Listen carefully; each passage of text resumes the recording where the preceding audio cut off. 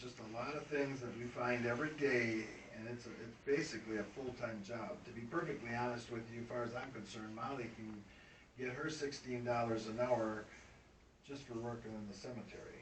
But she knows the clerk's job, she lives outside the township, so she can't be the clerk. So, I think this 50 cents is more than fair to bring them to $16 an hour. So again, my question is, you state here that the cemetery will move with Molly from the deputy supervisor to the deputy clerk. The statutory responsibility for the cemetery cannot move from one elected official's deputy to another elected official's deputy without a mechanism to make that occur. That's the problem here.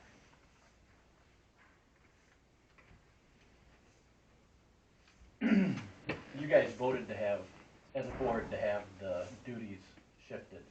I believe that's the mechanism that Trustee DeShano might be referencing. So as you make your motion, you might want to make it as a compound motion, referencing both. Right. I'm going to make a motion that we raise the deputy clerk, the deputy treasurer, and the office help to $16 an hour.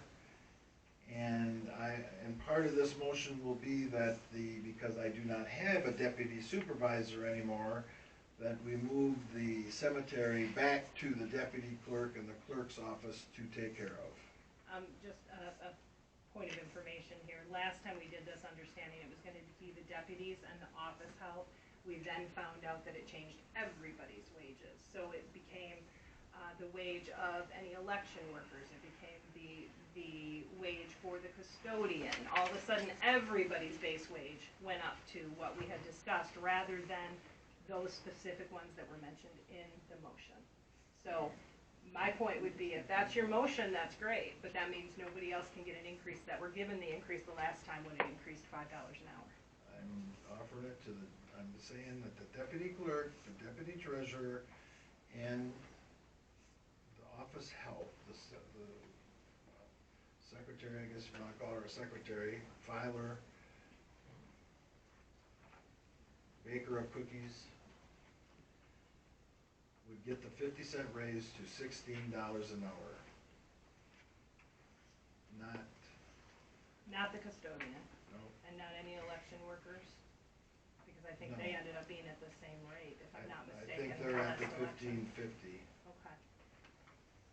But no, you would give it to these three.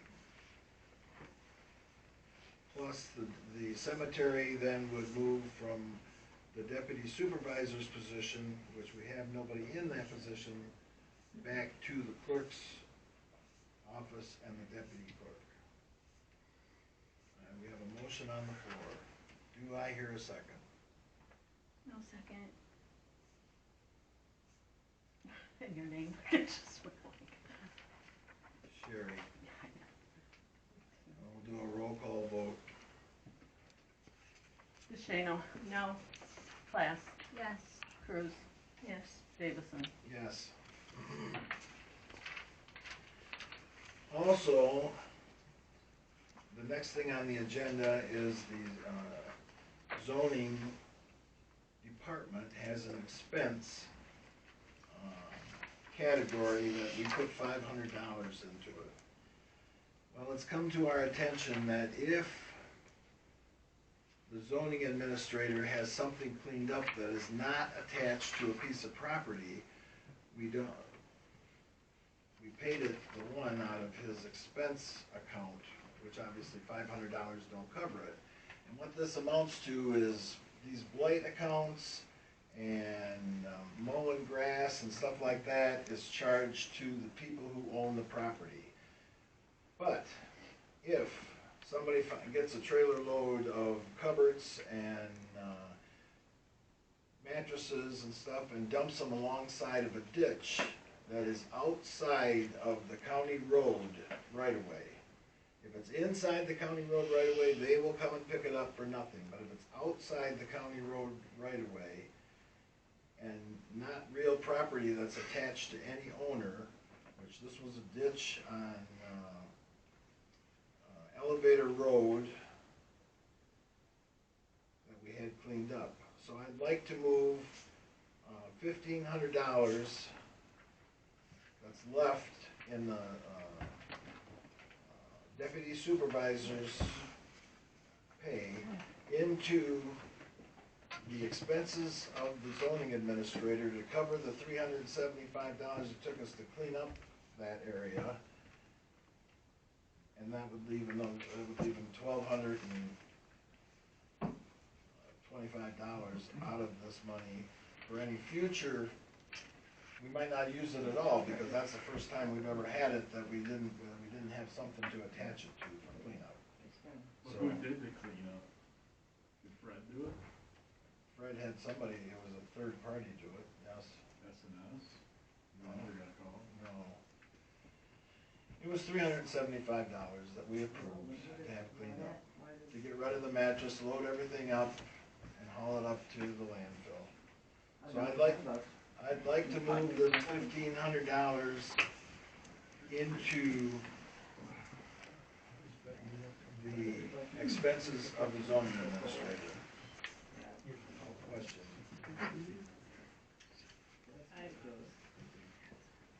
When we created this category, I spoke with Greg, the previous clerk, about creating this category after we went through budget negotiations, and I'd advocated for creating this because of the fact that we were just kind of dumping those expenses, which were supposed to be mileage and cell phone, just into the overall account, and so we need an expenses account. But creating that expenses account wasn't necessarily to open it up, to have a whole other bucket of money for this. So, I do understand that the $375 was charged to that, but I still think, again, that needs to actually be broken down a little bit more. I mean, the whole creation of that expense was specifically for mileage and cell phone. So now we're gonna have these random cleanouts that are happening, and those are just gonna go under, we just have a whole umbrella category again, when what we were trying to do was create a cleaner category to actually have his expenses in it. Well, in the 6 years that I've been here, this is the only time we've cleaned something up that we didn't have an actual taxpayer tax property to attach it to. So like I say, we can do $500, I don't care, but I think we need to pay the $375 back in there, so there's $500 at least in there for his phones, and I'm sure that BSNA can run a. With the new chart of accounts and that extra 3 digits that they added on the end, I'm guessing we can probably just create a new expense account under Fred's expenses with the different 3 digits on the end to separate all that out, and we can check with Darcy to see that, to make sure that that's okay. It shouldn't be a problem. So, I will make a motion to move $1,500 into an expense account for the zoning administrator with a new number that would cover any expenses for cleanup that we can't charge to a property. And in retrospect then, when this account is set up, move $375 out of this account into his regular expense account to cover his phone and mileage, to reimburse that account for the road, from the cleanup that was $375. Just again, point of information. Not casting aspersions whatsoever, but we don't have anything other than Fred saying that it cost him this much money. I mean, nothing against Fred, but, that's just not how you normally do business. Is it a bill from the person that actually did it, or is it him writing us a bill? Because, they're all round numbers, which I always find kind of interesting on a bill. The bids were all round numbers, just so you know. I understand, but I'm saying $375, I think there was another one I saw that was, $88? So, 85. or 85. So I'm just kind of curious what kind of accounting system we actually have for that, or if it's just like, hey, this is how much it cost me. Okay, here's a check. It just seems like there should be a little bit more of an accounting system should this occur again. Maybe it won't, but there should be some kind of an accounting system so we know, because we're basically paying Fred, and then Fred is paying whoever actually did the work. So we kind of have a middleman situation here. We need to make sure we're getting the documentation we need to prove that the money was appropriately spent, because it's not our money, it's their money. I'll be more than happy to appoint you to that expense account. So when we have a problem, feel free to get the bids to clean it up. Well, that's why I ask questions every time we have a bill session. That's what my job is. There's a motion on the floor. Do you have the motion complete? Yes, but I don't have a second. We need a second. To start another account with $1,500 and then put the $375 back into Fred's account and from the new account for expenses for cleanup. Second. We'll do a roll call vote on that, please. Class, Yes. Cruz, Yes. Davidson, Yes? DeShano. Yeah. Any other new business? Mr. Supervisor, before you move on, the other thing is the drain commissioner has exclusive jurisdiction over the ditches. So going forward, you might wanna, somebody might wanna call them first to see if they'll come out and do it just before you, consider incurring that additional cost.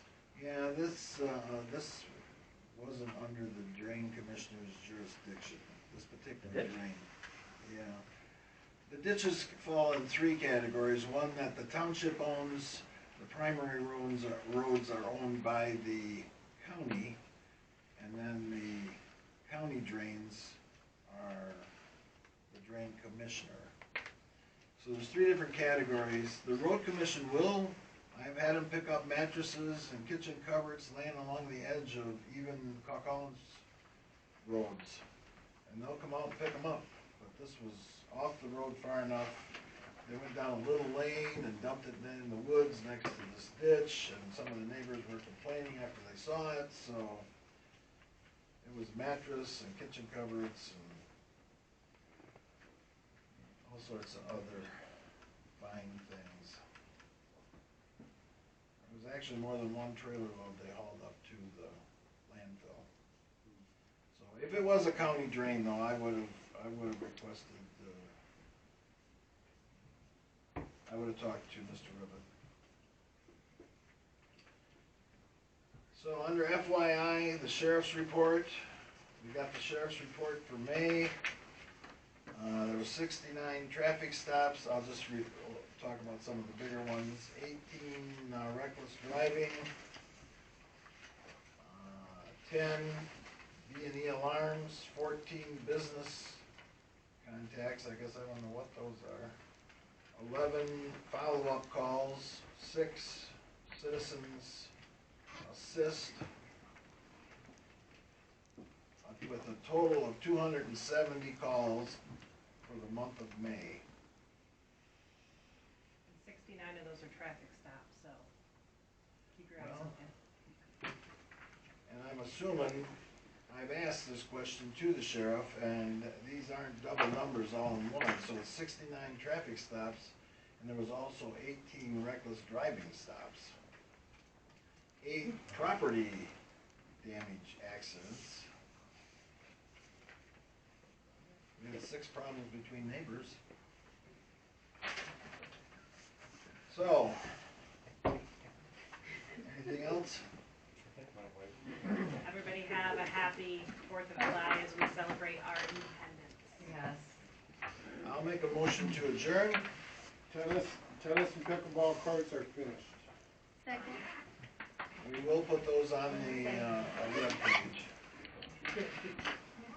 Everybody should go and check them out. All those in favor signify by saying aye. Aye. All those opposed, same sign. We are adjourned.